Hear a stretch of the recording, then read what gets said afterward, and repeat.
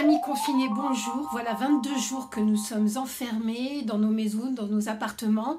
Je vous ai pas raconté d'histoire depuis un moment parce que c'est vrai que j'avais une baisse de morale, une baisse de motivation. Bon, plusieurs m'ont demandé, alors pourquoi tu nous racontes plus, pourquoi tu nous fais plus de vidéos. Voilà, je le fais. Je vais vous raconter un conte des mille et une nuits et je vais faire comme Scheherazade. Je vais vous le raconter en épisode. Le prince Habib est vraiment très beau. C'est le fils du sultan de Damas. Alors imaginez ces beautés du Moyen-Orient, bruns, les yeux très clairs, les yeux sable, avec des cils si épais et si noirs qu'on dirait qu'il se les souligne au col. Enfin, il est fort, enfin, il a tout pour lui, quoi. Mais les femmes, ça ne l'intéresse pas. Non, non. Ce qu'il aime, c'est chasser. C'est partir avec ses amis et passer des journées à galoper, à traverser la campagne.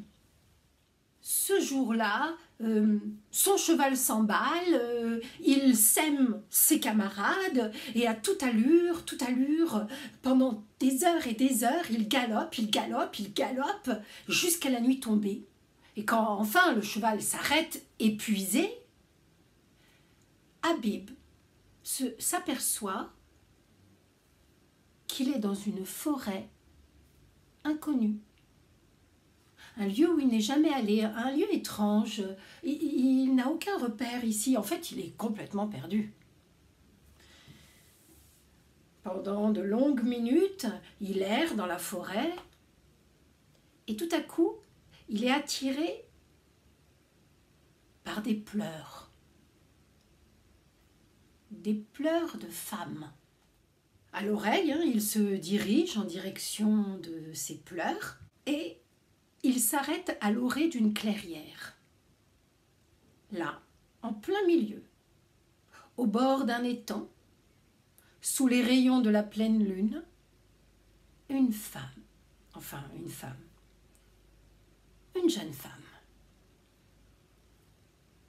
blanche comme la lune, d'une beauté qui immédiatement le paralyse. Mais alors pourquoi est-ce qu'elle est si triste? Alors il s'approche, il lui parle doucement. Elle, sans s'arrêter de sangloter, elle explique qu'elle est perdue, qu'elle ne trouve plus le château de son père, qu'il faut absolument l'aider. Habib sent monter en lui des sensations inconnues, des frissons, un émoi, un trouble mystérieux. En grand prince, il propose à la jeune fille de monter sur son cheval et toute la nuit, le prince Habib va marcher à côté de cette jeune fille qui sent bon la fleur d'oranger, la cannelle. Par moments, la jambe de la jeune fille va frôler le bras du prince et là, c'est la décharge électrique. Au petit matin, enfin, derrière la végétation dense de cette forêt, Habib devine les tours d'un château. Il passe ce mur de végétation, il se retrouve au milieu de magnifiques jardins et là, le palais, si riche. Mais enfin, comment est-ce possible? Il ne connaît pas ce palais.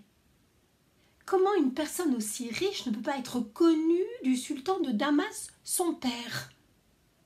Quelle est cette forêt et cet endroit mystérieux? Elle est toute heureuse d'être enfin arrivée, saute du cheval. Reste ici pendant que je vais parler à mon père. Je vais lui raconter tout ce que tu as fait pour moi et c'est sûr, pour te remercier, il nous mariera. Hein? Surtout, ne bouge pas. Et elle lui donne un tendre, doux baiser là. Et c'est la première fois pour Habib. Et vraiment, ce contact chaud avec les lèvres de cette jeune fille, d'une beauté incomparable, ça le paralyse, littéralement. Et attends un bon moment, hein. Et vous aussi, vous allez attendre, parce que la suite, c'est pour demain.